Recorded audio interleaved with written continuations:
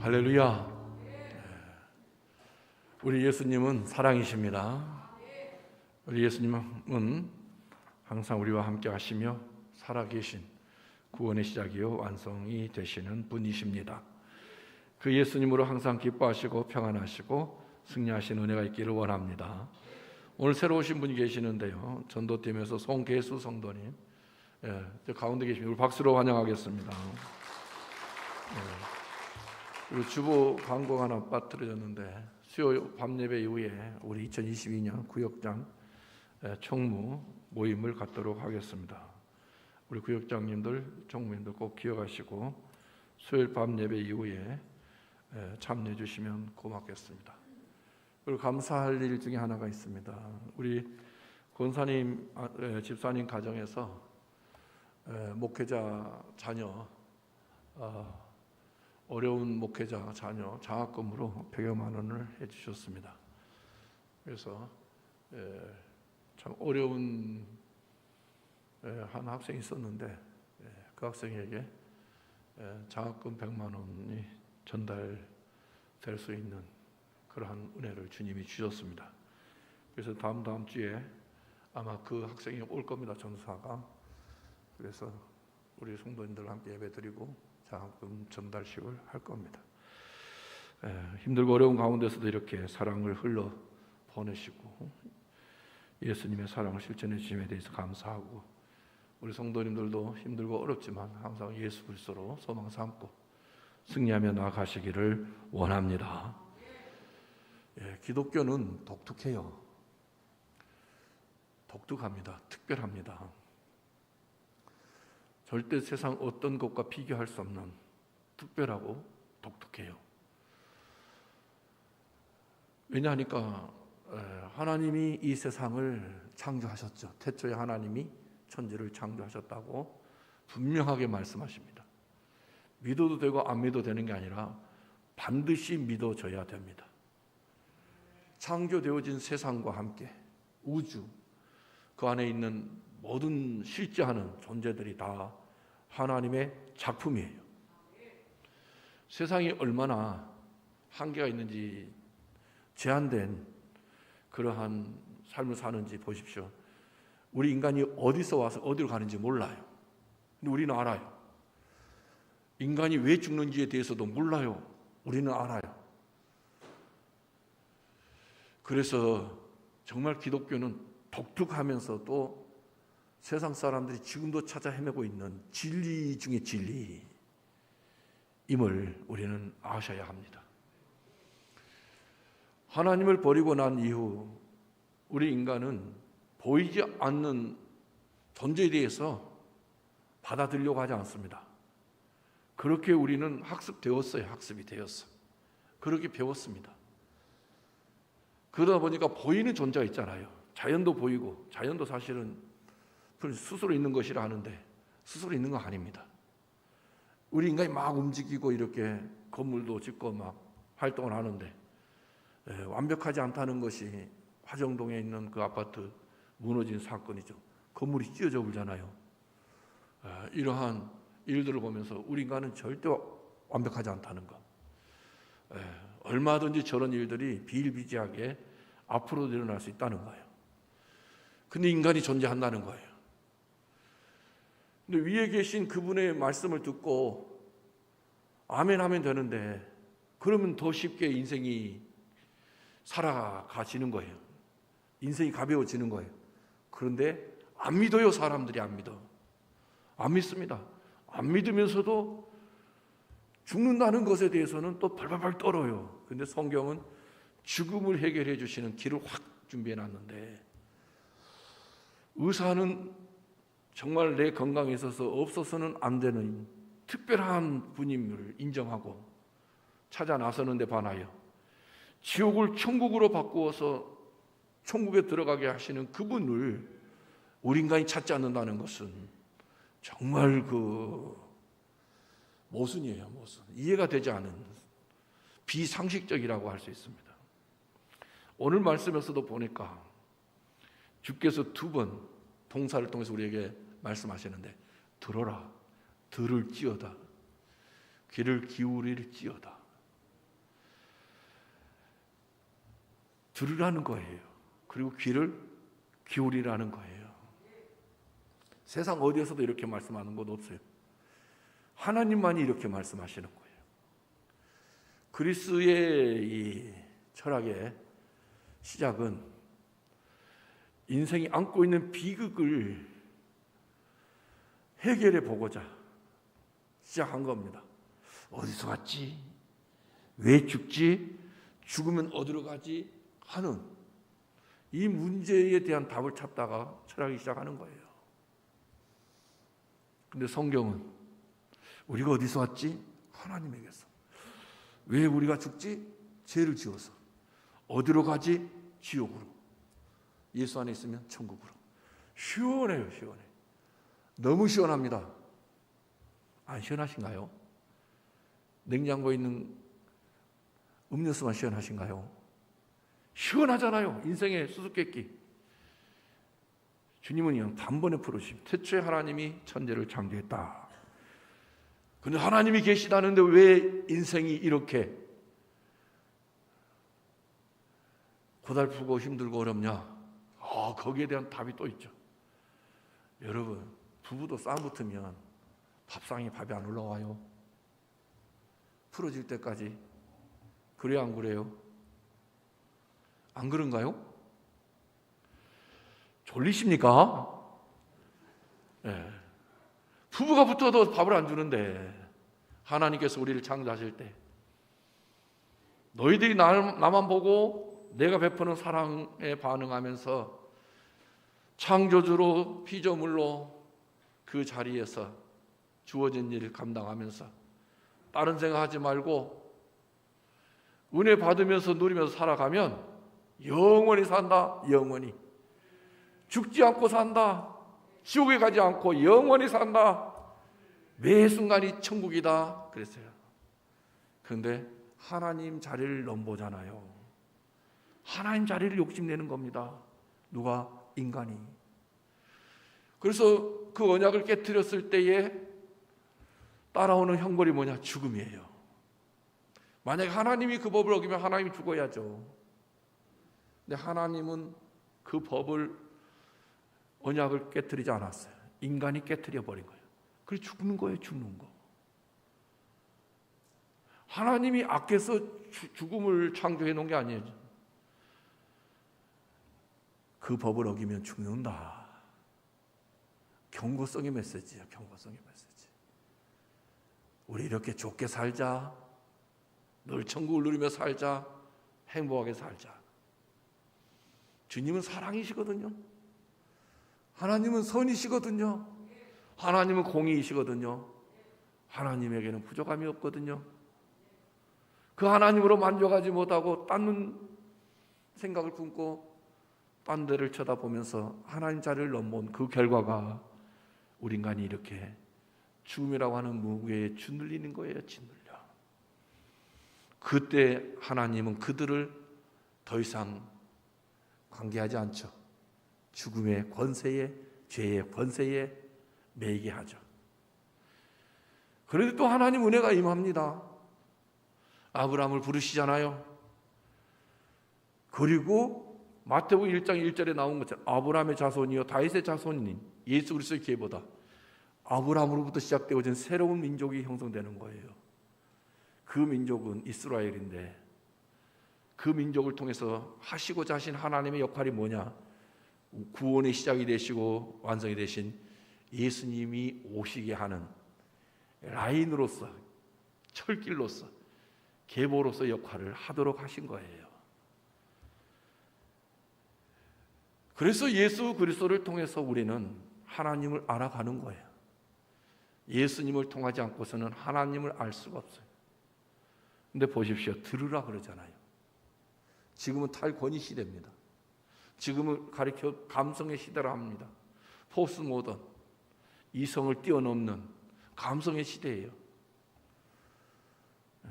모던을 넘어서는 이성에 근거하고 있는 토대를 두고 있는 모더니티를 뛰어넘어서 이제 포스트예요. 벗어난 감성의 시대. 이성만으로 안 된다. 안 된다고 하는. 그런데 여러분, 정말 주님이 우리에게 오시는데 어떻게 오시느냐? 영이시니까 오셔봤자 우리는 몰라요. 알 수가 없습니다. 영이신데. 그런데 영이심에도 불구하고 우리를 구원하시고자 오시는데, 오시는 라인이 필요하지 않겠어요? 육체를 입고 오셔야 되니까. 그래서 타락한 자들 가운데 은혜를 베푸시고 아브라함을 부르시는 거예요. 다윗을 부르시는 거예요. 이렇게. 그래서 이 계보를 통해서 예수님을 오게 하는 그 역할을 이스라엘로 하게 하고, 이제는 그들의 역할이 다 했으니 그들은 끝나는 겁니다. 그리고 예수에 의해서 시작되어지는 하나님의 나라가 있는 거예요. 나라가 중요한가? 예수님이 중요한가? 예수님이 중요해요. 때가 찼다. 하나님의 나라가 가까이 왔으니 회개하고 뭐 해라? 복음을 믿어라. 그 나라 백성들의 특징이 뭐냐? 죄를 가졌는데요. 그 죄를 가졌는데 자기 백성을 그들의 죄에서 구원해 주시는 예수님을 통해서 그 나라 백성이 되는 거예요.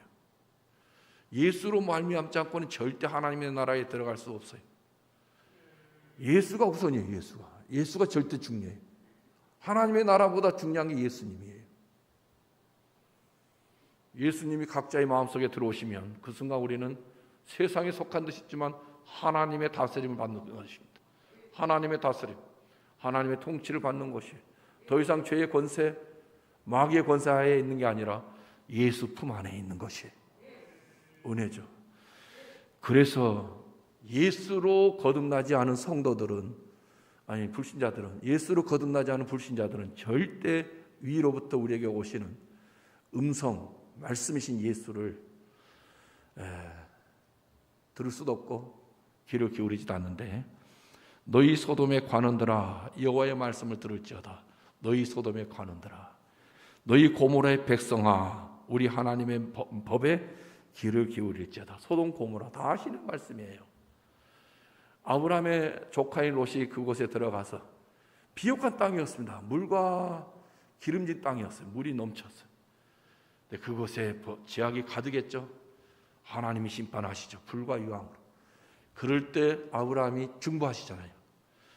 저곳에 의인 50명 있으면 어떡하시렵니까? 아이고, 멸하지 않겠다. 45명 있으면 어떡하시겠? 멸하지 않겠다. 40명 있으면 멸하지 않겠다.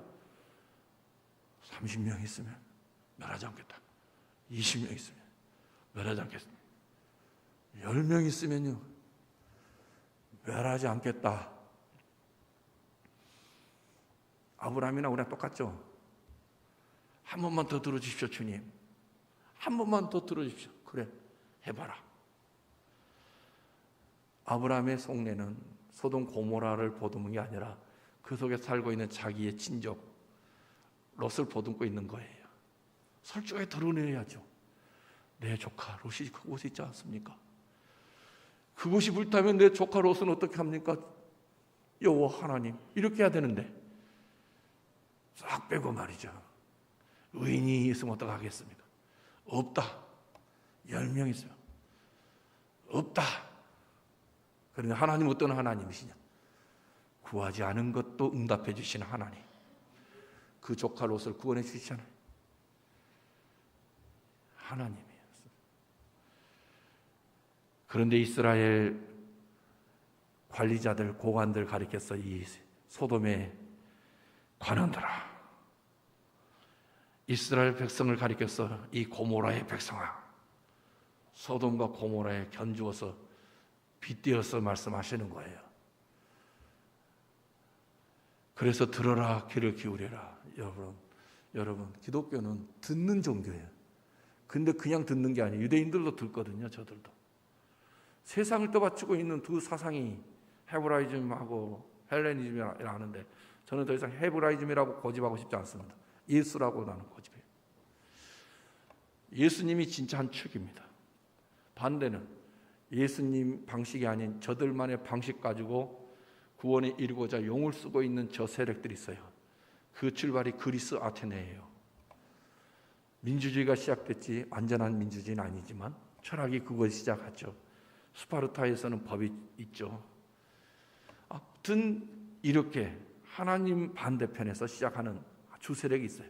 그게 우리에게 미친 영향이 어마어마합니다. 요즘 젊은 지성인들 보면, 우리 자녀들도 보면 이해가 되지 않으면 절대 받아들이려고 하지 않아요. 그리고 부모라 해서 자녀 앞에서 무슨 말씀을 던지든지 자녀들이 이해하고 답을 하는 그러한 법이 없어. 별로. 왜 그래야 되는데요? 왜 그래야 되는데요? 늘 왜가 질문이 나와. 그러니까 부모님들은 더 이상 할 말이 없어가지고 두 번째, 세 번째가 되면 이제는 주저해요. 말하기를 꺼려요. 겁내요. 무서워해요. 자녀들하고. 왜? 부모님에 대해서 그렇게 자녀들이 깊게 넓게 높게 인정하지 않습니다. 근데 이들은 다 논리적이에요. 합리적이에요. 이러한 세대에게 주님이 말씀하시는 거예요. 들어라. 귀를 기울여라 하니까 이게 들려지겠어요? 저도 못 듣겠는데 귀가 기울여지겠어요? 안 되는 겁니다. 기독교는 이해되어서 믿는 종교가 아니에요. 설득당해서 믿어지는 종교가 아니에요. 기독교는 특별한 은혜의 역사에 의해서 기적같이 거듭남으로 인하여 시작되어지는 게 기독교예요. 왜? 출발이 예수님이시거든. 예수님. 하나님이시면서 인간이신 예수님. 그분을 모르면 기독교를 몰라요. 교회는 사랑이 많아야 됩니다 하는데 그렇게 말씀하시는 분도 예수 사랑을 엄청나게 받고 살아. 나는 교회에 사랑이 없어 너무 추워요 라고 말씀하시는 분도 예수 사랑에 한몫 적셔져 있어. 몰라도 너무 모르는 거예요. 들어라, 귀를 기울여라. 들을 때 성령의 역사해서 캄캄했던 내 마음이 환하게 밝아지고 의심 같던 그 부분이 확신으로 깨달아지게 되고 그래서 주 나의 반석이십니다라는 고백이 터지게 되는 거예요. 그러면서 우리 예수님께서 여호와께서 말씀하시기를 너희의 무수한 재물 그 재물이 나에게 무엇이 유익하겠느냐. 나는 순양의 번제 살찐 짐승의 기름에 배불렀다. 나는 수송아지나 어린 양이나 순염소의 피를 기뻐하지 않는다. 여러분 당시에 예배가 피 예배예요. 희생 제사예요. 하나님이 안 받으시겠다는 것은 저들을 버리시겠다는 거 아니겠어요? 버렸다는 증거 아니겠습니까? 너희가 내 앞에 보이러 오니 이것을 누가 너희에게 요구했느냐? 다 내 마당만 밟을 뿐이니라. 누가 너희를 이곳에 와서 예배를 드리라고 요구를 했더냐? 너희는 마당만 밟을 뿐이다. 헛된 재물 다시는 가져오지 말라. 분향은 내가 가증히 여기는 것이다. 월삭 안식일 대회로 모이는 것도 그러하다. 성회와 아울러서 악을 행하는 것을 내가 견디지 못하겠구나. 예배가 수도 없이 많아요. 주일 1, 2, 3부, 밤 예배, 오후 예배, 수요 예배, 새벽 예배, 금요 예배, 먼 예배, 절기 예배, 먼 예배 다 있어도 하나님께서 견디지 못하겠다는 거예요. 내 마음이 너희의 월삭과 정한 절기를 싫어한다. 그것이 내게 무거운 짐이라 내가 지기에 곤비했다. 주님은 예배에 나와서 예배드리는 자들 자체를 싫어한다는 거예요. 너희가 손을 펼 때 내가 내 눈을 너희에게 가리고 너희가 많이 기도할지라도 내가 듣지 않겠다. 이는 너희의 손에 피가 가득하다. 기도 응답하지 않겠다는 거예요. 차분차분하게 말씀드릴 테니까 성경을 잘 봅시다. 그러면서 너희는 스스로 씻고 스스로 깨끗하게 해서 내 목전에서 너희의 악한 행실을 버리며 행악을 그치고 선행을 배우고 정의를 구하고 학대받는 자를 도와주고 고아를 위하여 신원하며 과부를 위하여 변호하라 하셨다. 이게 무너진 거예요. 왜 무너졌느냐? 여호와를 버림으로. 이들만 여호와 버린 게 아닙니다. 이들에게서 성공할 확률이 하나님을 버린 아담이 하나님을 버릴 확률보다 100%예요. 아담은 범죄하기 전입니다. 그럼에도 하나님을 버렸어요. 이들은 하나님 은혜로 특별히 택함 받아서 예수가 오시는 그 라인으로 사용되어지는 흠이 있고 티가 있는 주름 잡힌 존재들이에요. 은혜로 부름받은 거예요. 은혜로. 이들 속에는 죄성이 있습니다. 그러니까 이들이 범죄할 확률이 아담이 범죄할 확률보다 훨씬 높죠. 근데 아담도 범죄한 이후에는 그 죄의 권세에서 벗어나지 못해요. 여기서 하나 정리하고 넘어갈 것.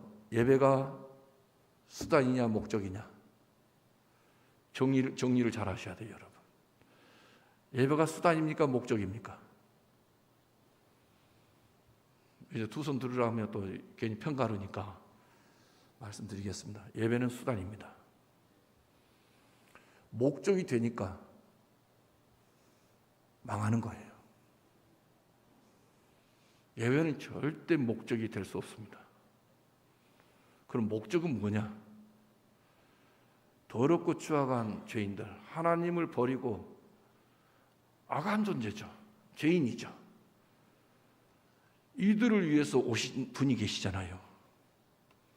자기 백성을 그들의 죄에서 구원해 주시겠다고 오신 분이 계시잖아요. 그 예수님이 그냥 오신 게 아니라 죽으러 오시잖아요. 죽어서 우리의 죄물, 우리의 죄를 속죄해 주시는 속죄 제물이 되시잖아요. 십자가에서 다 이루었다라고 과거, 현재, 미래 모든 죄악을 도말하시는 속죄의 제물로서 구속을 완성시키잖아요. 예배자는 구속의 은혜를 맛본 자들이 오는 거예요. 그러니까 예배는 수단일 뿐이지 목적이 될 수 없는 거예요. 목적은 예수님이신 거예요. 목적이 누구다? 예수다. 여러분이나 제가 하고 있는 목회나 여러분 직장은 본업이에요, 부업이에요? 본업이에요, 부업이에요? 부업입니다. 우리가 본업 삼아야 될 게 뭐냐? 예수님 아는 거예요. 많은 분들이 교회당 와서 예배 드리고 하면 이렇게 편할 수가 없어. 여러분, 노래방에 가도 편안하다 해요. 콘서트홀에 가도 편안하다 해요. 장엄한 코러스에 의해서 합창이 쏟아질 때 답답했던 가슴이 뻥 뚫리는 것. 극장에 가도 시원하다 해요. 차 몰고 드라이브를 쌩 하고 달려도 시원하다 해요. 예배당에 와도 다 시원하다 하죠. 다를 바 없어요. 우리와 항상 함께 하시는 우리의 목적 자체가 되신 예수님은 24시간 어떤 순간도 깨워 계시고 우리와 함께 하시고 우리를 보듬으시고 우리의 구원을 이루어 가시는 거예요. 예배가 목적이니까 예배 시간은 좋은데 집에 가면 그 무리들이잖아요. 그 무리들. 직장을 가도 그 무리들이잖아요. 그러니까 효과가 정해지는 거예요. 기간이 있는 겁니다. 반면에 예수가 목적이 되면 효과는 예수님만큼 영원한 거예요. 예수님만큼 장소를 뛰어넘는 거예요. 그때 그 무리들이 예수님 십자가에 못 박았던 순간에 우리도 그때 그 무리들 중에 포함됩니다.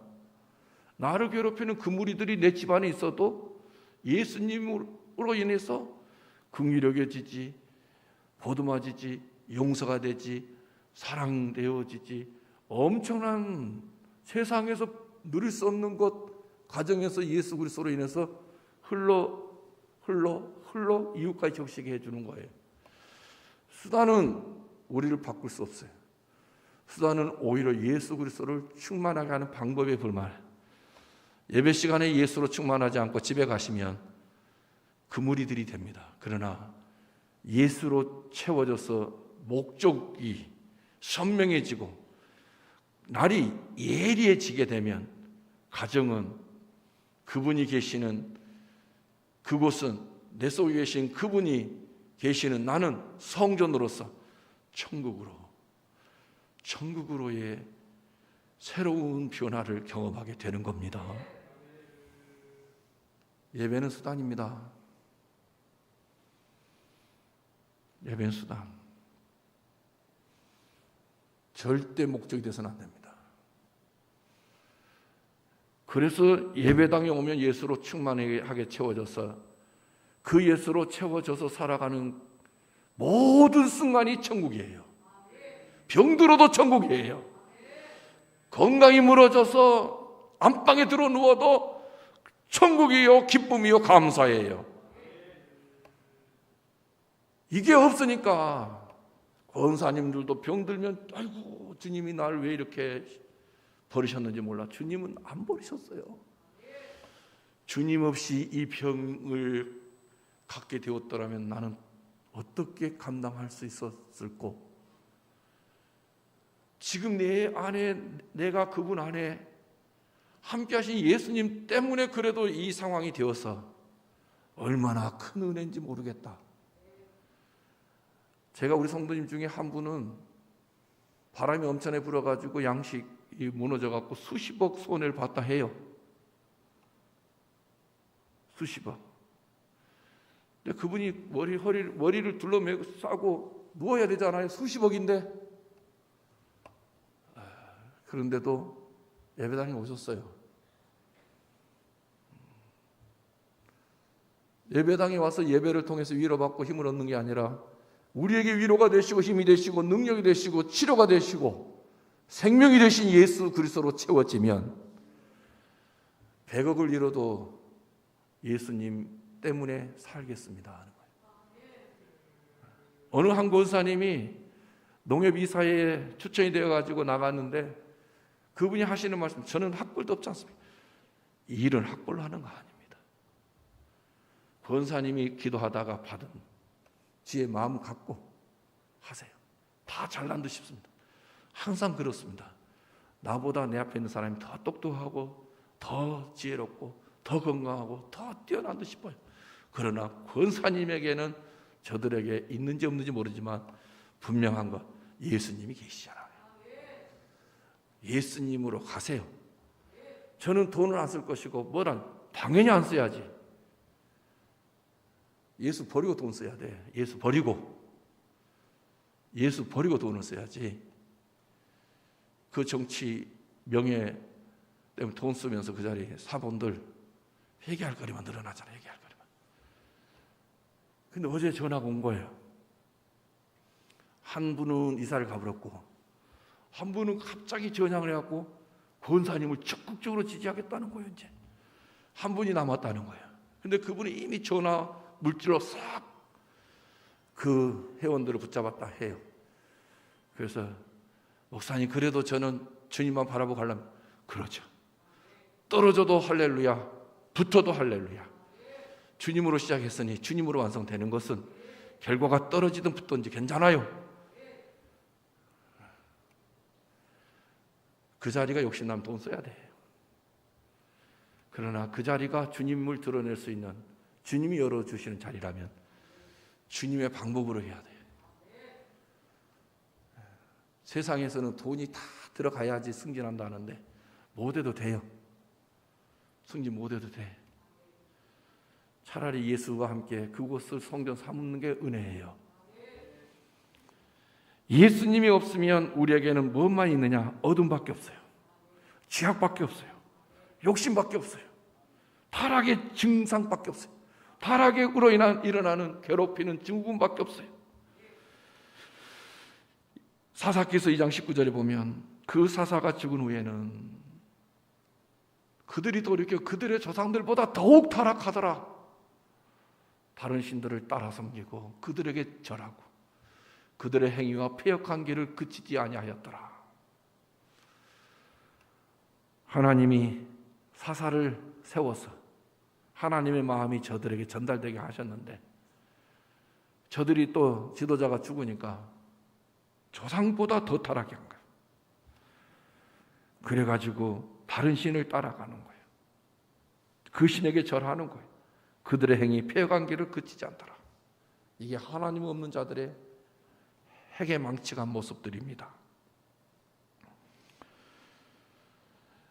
이러한 자들이 드리는 예배가, 이러한 자들이 행하는 봉사가, 이러한 자들이 행하는 충성이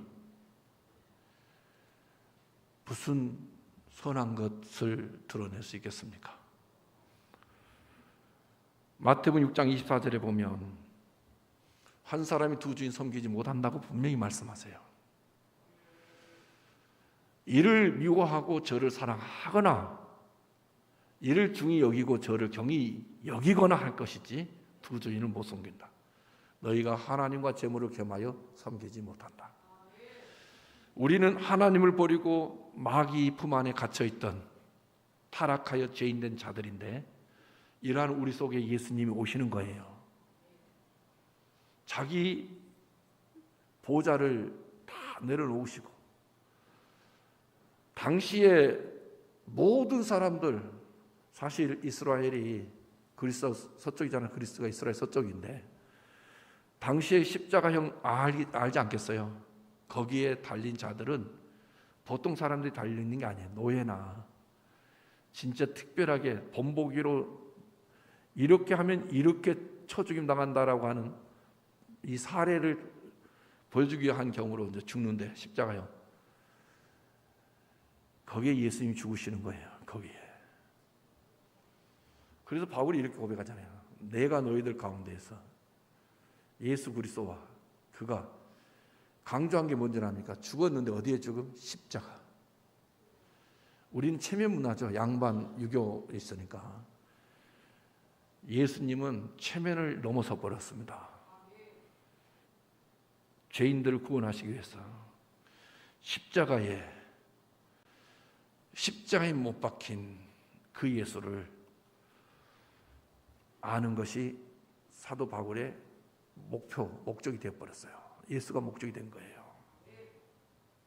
어디에 죽은 예수라고요? 십자가. 당시에 소문이 났어요. 야, 예수 죽었대. 십자가에 못 박아 죽였대. 그 시대의 십자가에 대한 지식을 가지고 있는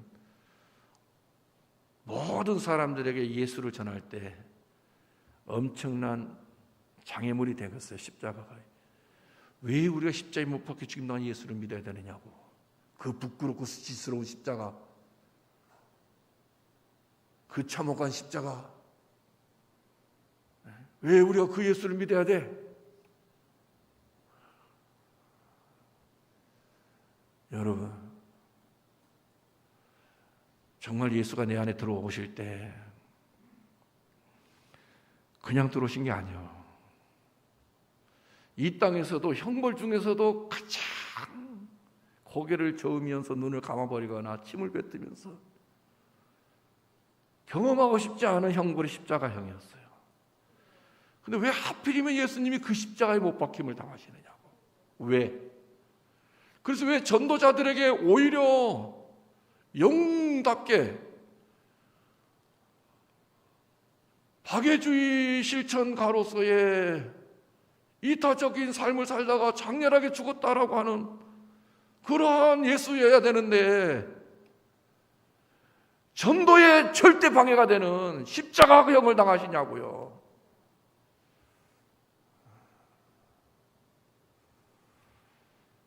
근데 예수 만난 바울은 이렇게 고백해. 나는 복음을 부끄러워하지 않는다. 그 십자가에 못 박혀 지금 당한 예수를 부끄러워하지 않는다. 거리끼는 것이고 미련한 것이고 어리석게 보여지는 그 십자가의 도 구원을 주시는 하나님의 능력이다. 이방인에게든 유대인에게든 어떤 죄인에게든지 십자가의 도는 구원을 주시는 하나님의 능력이다. 요즘 교회 부흥의 조건을 들라고 한다면 부흥이 일어날 수 있는 곳을 막 우리는 뽑는데 여러분 참 기가 막히죠. 장사 잘 되는 길목 찾는 거하고 똑같아요. 제가 이제 밥을 먹으러 갔는데 산을 갈 때가 있어, 산에. 근데 거기 가도 차들이 너무 많아요. 사람이 버글버글해. 속으로 그런 게 나, 주님, 이 밥 한 끼 먹으면 저녁 되면 또 흘러나갈 건데 밥맛 때문에 이렇게 오는데 교회는 길목 찾아서 좋은 길목 찾아가지고 세워야 부흥된다 하는데 진짜 이 밥하고 예수님 밥하고 비교가 됩니까? 더 깊은 산중에 교회를 세워놔도 벌떼처럼 구름대처럼 몰려들어야 될 건데 요즘은 교회랑 사는 말이 절간이 세상으로 내려오고 교회가 저 세상 속 세속을 떠나서 저기 속세를 떠나서 산속으로 들어가라고. 과연 이 속에다 교회를 세우면 이들이 오는 것처럼 올까요? 안 오죠, 주님. 안 오죠. 저부터도 안 오겠습니다.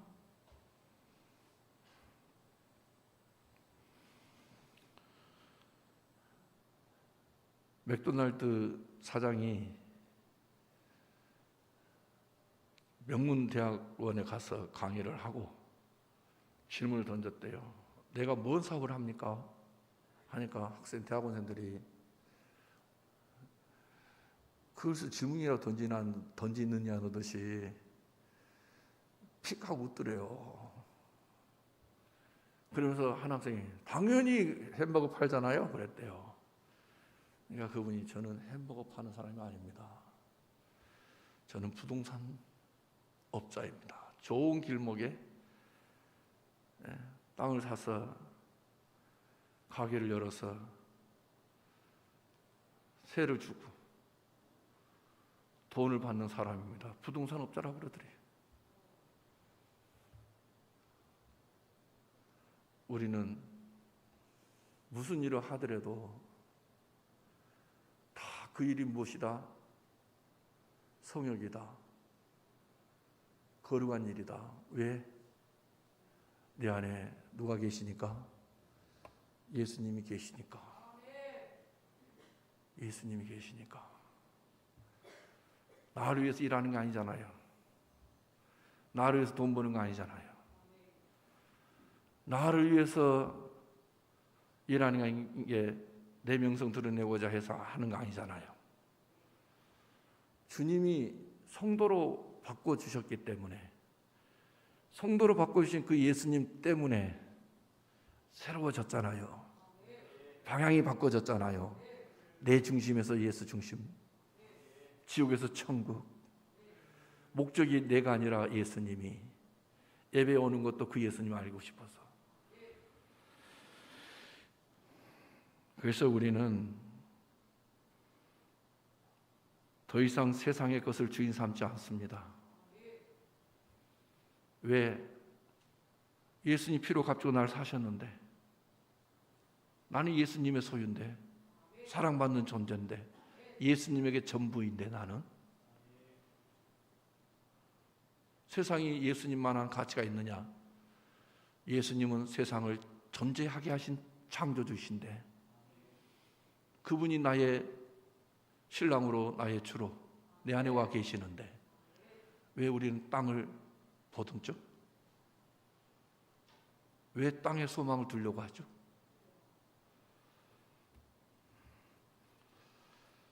그래서 우리는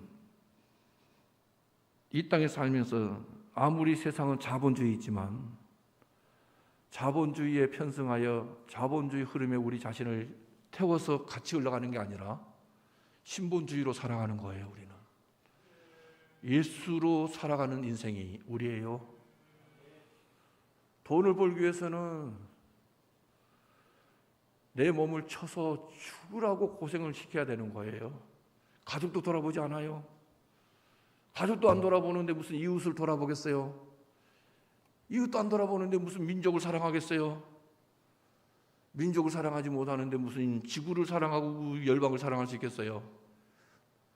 여러분, 그리스도인들은 자본주의에 편이 되어 사는 게 아니라 예수 안에 안겨서 이 자본주의를 거슬러 가는 거예요. 거슬러 가는 거예요.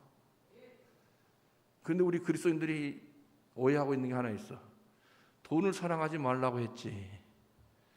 뱀처럼 지혜롭고 비둘기처럼 순결하라고 했어요. 자본주의를 우리는 공부도 하지도 않아. 복음의 능력이 자본의 능력보다 더 세다는 것을 알게 해줘야 되는데, 자본주의를 거스리면서 복음의 날개를 펴서 비상하는 인생으로 살아가기 위해서는 세상도 알아야 돼요. 그리고 대안으로 예수를 선포해야 돼요. 그런데 우리는 모르고 오히려 주님이 베풀고 있는 일반 은총을 거슬려 정죄해. 이게 문제인 거예요. 그래서 주님이 두 주인 섬기지 못하도록 우리의 죄를 정리하시는데 죽음을 통해서 정리해 주시고, 돈에 치우쳐 있던 내 인생을 이제는 주님 자신에게 기댈 수 있도록 우리에게 방해가 되고 장애 요소가 됐던 제 문제 다 정리해 주시잖아요. 그 예수에게 기대게 하시잖아요. 예수님 꼭 안아주시잖아요. 그러면서 우리에게 뭐라고 하시느냐? 제사에 치우쳐 있는 우리의 행위와 삶을 바꿔주시잖아요. 순종하는 것이 더 좋다. 듣는 것이 순양의 기름보다 더 낫다. 주님과의 관계. 이 관계를 했더니 세상으로 잘 되더라. 안 돼요, 여러분. 더 안 돼. 더 안 된다니까요. 그래서 우리는 사무엘상 15장 22절에 있는 말씀처럼 순종이 제사보다 낫다. 듣는 것이 순양의 기름보다 낫다. 예배가 목적이 아니라잖아요. 예수가 목적이라잖아요. 예물이 목적이 아니라잖아요. 말씀하시는 그분이 우리의 목적이라고 하시잖아요. 살아계신 그분, 버림당하시면서도 포기하지 않고 끝까지 우리를 보듬고 계신 그분이 우리의 목적이 되시잖아요. 이 사랑이 어디서 나와요? 이 사랑이 어디서 나와? 그분에게서만 나오는 거예요. 그러면서 요한복음 4장 24절에 뭐라 하시느냐? 하나님은 영이시다. 예배하는 자가 영과 진리로 예배할지니라. 영과 진리가 뭐예요? 예수예요, 예수. 내가 바로 그 길이다. 내가 바로 그 진리다. 내가 바로 그 생명이다. 육과 영을 연결시켜 주시는 그 예수님. 복음은 쉬운 건데 학자들의 손에 들려가지고 해석이 되다 보니까 너무 어려워져가지고 영과 진리로 예배해라. 그럼 구약과 신약이 딱 맞아떨어지는 게 뭐냐? 구약의 예배는 희생제사였어요. 근데 주님 너무 배부르다 하시잖아요. 제발 그만 갖고 와라 그러시잖아요. 마음은 없으면서 무슨 그렇게 손에 바리바리 들고 오느냐? 나는 너희 속에 없는데 무슨 헌금 보따리는 그렇게 들고 오느냐? 충성의 보따리는 뭐고, 헌신의 보따리는 뭐고, 기도의 보따리는 뭐냐? 나는 너희 안에 없는데. 영과 진리로 예배해라. 구약의 예배는 신약 예수 안에서 완성되어질 예배였어요. 영 단번에 우리의 죄를 속하시고 다시는 다른 동물 제사 드릴 필요가 없어요. 예수 이름으로 주님 앞에 오면 되는 거예요. 그래서 여러분, 이 예배 시간 여러분에게나 저에게 귀한 것은 이 예수로 채워져서 24시간 죽을 때까지 그림자가 비치는 인생이지만, 어둠이 드리워지는 인생이지만 그림자가 비치지 못하고 어둠이 드리우지 못하도록 영영이 빛나시는 빛 자체이신 예수 안에서 살아가는 기적을 누리며 사는 거예요. 누가? 성도님들이. 근데 우리는 째째하게 세상에 나가서 피 쓰러지고 피 자빠지고 난리잖아요. 왜 그러느냐? 예수가 아닌 내 힘으로 살려고 하니까 기도가 부족했나 보다. 기도가 충성을 덜 했더니, 예배를 안 드렸더니. 마태복음 6장 33절 34절을 보니까 너희는 먼저 그의 나라 그의 의를 구하라. 그러면 이 모든 것을 너희에게 더하여 주신다. 이 말씀 너무 쉽죠? 쉬워서 좋은 게 아니라 저 말씀이 나에게 능력이 안 되는 게 문제지. 하여튼 다 확 울어. 주님 분명히 저렇게 말씀하셨어. 너희는 먼저 그의 나라 그의 의를 구하라. 오죽하면 또 찬양 가사까지 곡조까지 붙여갖고 노래화 시켜서 아예 그냥 마음에다가 새겨줬어요.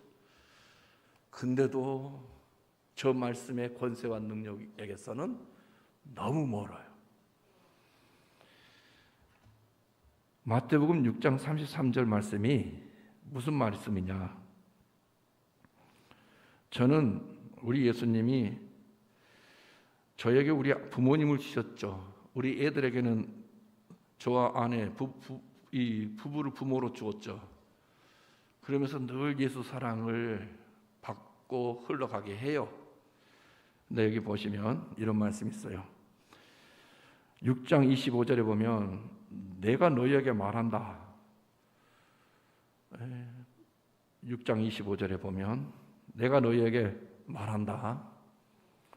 목숨을 위하여 무엇을 먹을까? 무엇을 마실까? 몸을 위하여 무엇을 입을까? 염려하지 말라. 목숨이 음식보다 중하지 아니하며 몸이 의복보다 중하지 아니하냐? 목숨과 몸이 더 중요하다는 거예요. 무엇보다? 음식보다도 의복보다도. 공중의 새를 보라. 우리 인간이 얼마나 어리석고 미련한지 못 받아들이는 겁니다. 예를 드는 거예요. 공중의 새를 보라. 심지도 않지 않느냐? 거두지도 않지 않느냐? 창고에는 더더욱이 모아들이지도 않지 않느냐? 그런데 너희 하늘 아버지께서 기르시지 않느냐? 너희는 이것들보다 더 귀하지 않냐? 길쌈도 하지 않나? 창고도 없어. 사시사계절을 다 날아다니 먹고 마시게 하시며 입혀주시는 그분, 우린 더 그 존재보다 더 뛰어난 존재다? 더 귀하지 아니하냐? 너희 중에 누가 염려함으로 키를 한 자라도 더할 수 있느냐?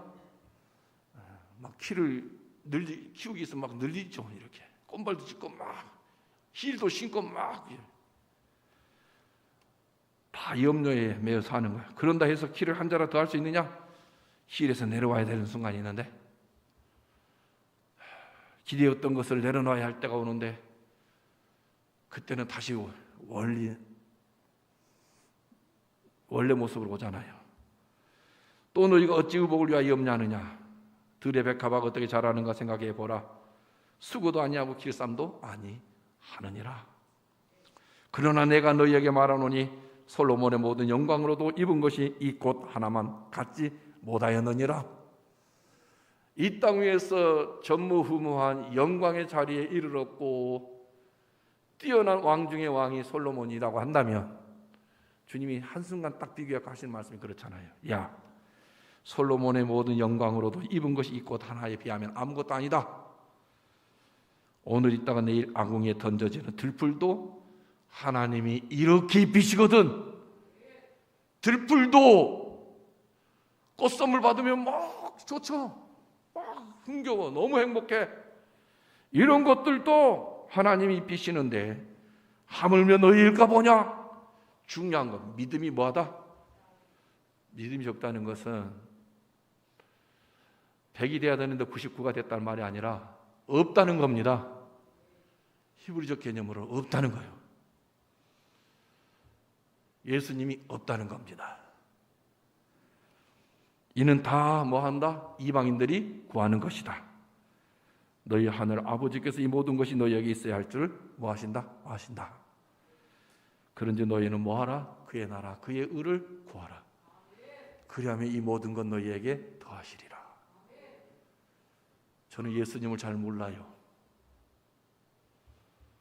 여러분은 예수님을 너무 잘 아시죠? 예수님을 잘 몰라서 실수하고 넘어지고 자빠지고 설쳐대다가 문제가 많이 일어나는 거예요. 그래서 주여, 주님을 몰랐습니다. 주님을 더 깊이 알고 싶습니다. 너희는 먼저 그의 나라 그의 의를 구하라. 그리하면 이 모든 건 너희에게 더하신다. 하늘을 나는 새, 들에 피어있는 백합 아름다움, 이 모든 것들 다 너희에게 더해 주신다. 예수로 채워져라. 예수로 충만해라. 제가 여러분 앞에 딱 한 소리가 아니라 이 말씀을 드리겠는데요. 저는 우리 애들 위해서 기도한 적이 없었어요. 별로. 돈 잘 벌게 해달라 기도한 적 없어요. 근데 때마다 다 승진했어요. 6개월마다 평가받고 승진하는데 메리츠 자산운용에 있다가 프랑스 회사에 이적을 해갔는데 6개월마다 평가를 받아요. 다 승진했어요. 6개월마다. 6천 얼마 받고 갔다가 지금 1억 2천 정도 받아요. 월급만 보너스 빼고. 작은 놈은 음악하는데 음악하는 사람은 커지요. 진짜 보릿고개가 너무 많아요. 1월, 2월은 없어요. 한 것도. 근데도 주님이 다 먹여주고 입혀주고 굶어 죽지 않게 만들어요. 제가 저들 위해서 기도한 것은 우리 청년들하고 함께 기도했던 것. 주여, 종국이 민국이 우리 청년들 영혼을 붙들어 주십시오. 저들의 영혼과 몸을 주님 꽉 보듬어 주세요. 긍휼히 주세요. 살려주세요. 이 세 가지 놓고 기도했어요. 그러다 하나 더 붙인 게 오늘 또 태중에 있는 태아에까지. 우리 아이들 임신하지 않았어요. 우리 교회 청년들 결혼하신 분들 태아 있어요. 함께 해주세요. 군대도 있습니다. 학교도 있습니다. 직장에도 있습니다. 다 흩어져 있습니다. 주님이 함께 해주세요. 그 기도만 하고 있어요. 근데 주님은 언제까지 하실는지 모르지만 세상적으로도 전혀 뒤떨어지지 않게 해요. 내가 만약에 다른 방식으로 금식하면서 애들 위해서 기도했다면 주님 앞에 자랑할 것이 많겠지만 주님 하라는 대로만 합니다. 우리 교회 부흥시켜달라 기도하지 않습니다. 주님, 오늘 또 우리 성도님들 새날을 맞이하는데 이 날을 여신 분이 예수님이시잖아요. 우리 성도님들 가정에 계시든지 직장에 가시든지 사업장에 가시든지 우리 예수님께서 그들을 꽉 보듬어 주세요. 붙들어 주세요. 그들의 영혼 살려주세요. 오늘 또 함께 해주세요.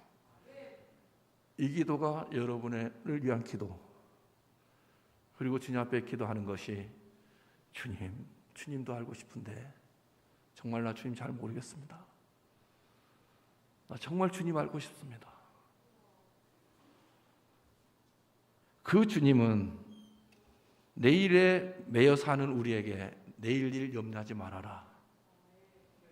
내일 일은 내일이 염려할 것이고 한날의 괴로움 그날로 족하다. 우리는 지금까지 지내온 게 주의 은혜다고 찬송가는 엄청나게 부르는데 내일 것 염려하고 있어요. 이게 얼마나 믿음 없음을 보여주는 단적 증거인 줄 아십니까? 지금까지 살아온 게 주의 은혜라면 내일은 내 시간이 아닌 그분의 시간이니까 내일도 그분이 알아서 하실 터인데 왜 내일 것까지 걱정하시느냐고. 지혜롭게 주님 안에서 하나하나 주님이 주신 지혜 가지고 살아가면 되는 거예요. 그분이 누구냐 하니까 베드로전서 2장 23절에 보면 정말 우리 주님은 대단하신 분이세요. 저는 그분을 성경책 통해서 늘 이렇게 뵙고 그분을 이렇게 묵상할 때 되면 정말 주님이 나에게 형편없이 없다. 베드로전서 2장 23절 보면 욕을 당하시되 맞되 욕하지 않았다. 고난당하시되 위협하지 않았다. 오직 공의로 심판하시는 이에게 부탁했다. 이게 우리 예수님이에요. 친히 나무에 달려 그 몸으로 우리 죄를 담당했다. 24절. 이는 우리로 죄에 대하여 죽고 의에 대하여 살게 하려 하십니다. 마귀에 대해서는 죽고 예수에 대하여 사는 하나님의 나라 백성이 되게 하시는 그분의 사역, 그가 채찍에 맞음으로 우리는 뭐 했다? 나음을 입었다. 은혜 중에 은혜 아니겠어요, 여러분? 은혜 중에 은혜입니다. 은혜 중에 은혜. 하박국서 1장 13절 보면 시원해요. 주님은 어떤 분이냐 하니까 우리 성도들을 되게 답답하게 하시는 분이시죠. 자, 하박국서 1장 13절 말씀 보면 주께서는 눈이 정결하심으로 악을 참아보지 못하시며 폐역을 참아보지 못하시거늘. 저기 나왔는데 우리가 믿는 하나님, 우리를 사랑하시고 우리를 믿게 해주신 하나님은 정의로우신 하나님이십니다, 여러분. 세상이 말하는 정의, 공의는 없어요, 여러분. 없습니다. 제가 지금 대선을 지켜보고 있으면서 저는 외국에 10년 있다 한국에 와서 쳐다보는 이 정치권을 보니까 소망 없어요. 이 당 중심으로 빠져가는 이 현 세대는 소망 없습니다. 우리 후손들에게 고스란히 약품 되물러 줍니다. 당 중심으로 가면 망하는 거예요. 주님께서는 눈이 정결하심으로 악을 참아보지 못하시고 폐역을 참아보지 못하시거늘 어찌하여 거짓된 자들을 방관하시고, 보십시오, 방관하시잖아요. 악인이 자기보다 의로운 사람을 삼키는데도 잠잠하시나이까. 그리스도인들은 예수님이 불의한 자들에 의해서 책망, 비난, 조롱, 비웃음, 경멸, 모욕, 수치 당하시면서 불의한 자들의 손에 의해서 십자가에 처형당하신 거 아시죠? 그럴 때도 하나님은 가만히 계셨어요. 그럴 때도 우리 성도들이 세상에 살 때 부자들은 일반 사람들이 더 많아요. 부자들이 누가 그럽디다. 월급쟁이들은 정부에게 먼저 돈 바치고 나머지를 갖고 쓰는 거라고. 기업가들은 정부에게 먼저 세금을 떼주는 게 아니라 자기가 다 비용 처리해놓고 맨 나중에 세금 내는 거라고. 그러니까 이 직업 갖고 계신 분들은 절대 구조상 떼부자 될 수 없다고. 그래서 고위 관료가 돼도 늘 편안하게 살지는 몰라도 늘 찌들려서 사는 거라고. 근데 이 기업들은 비용 다 처리해놓고 나중에 세금을 내니까 이 직장 다니신 분들하고 돈에서 게임이 다르다는 거예요. 그죠? 제일 먼저 내는 게 주님 앞에 내는 11조보다 정부 세금 먼저 내죠. 그리고 남는 거 갖고 이제 직장인들은 이거 쓰고 저거 쓰고 저거 쓰고 하는 거예요. 이런 세상의 구조에 우리가 있는 거예요. 이렇게. 이런 세상의 구조에. 그럼에도 불구하고 저 세상도 예수 없는 저들에게도 하나님이 다스리고 계시다는 거 아시죠? 그래서 우리의 소망은 땅이 아니고 침묵하시는 듯하고 잠잠하시는 것 같지만 우리의 구원을 이루어 가시는 예수님이신 겁니다. 예수님이 우리의 소망이에요. 에스겔서 18장 31절 보면 너희는 너희가 범한 모든 죄악을 버리고 마음과 영을 새롭게 할지어다. 이스라엘 족속아 너희가 어찌하여 죽고자 하느냐. 마음과 영을 새롭게 할지어다. 고린도전서 3장 16절 17절 너희는 너희가 하나님의 성전인 것과 하나님의 성령이 너희 안에 계시는 것을 알지 못하느냐. 누구든지 하나님의 성전을 더럽히면 하나님이 그 사람을 멸하시리라. 하나님의 성전은 거룩하니 너희도 그러하니라. 거룩하신 예수님이 우리 안에 계십니다. 그분 때문에 우리는 거룩해진 거예요. 그러니 우리는 예수님으로 인해서 우리의 마음도 우리의 영도 새로워졌어요.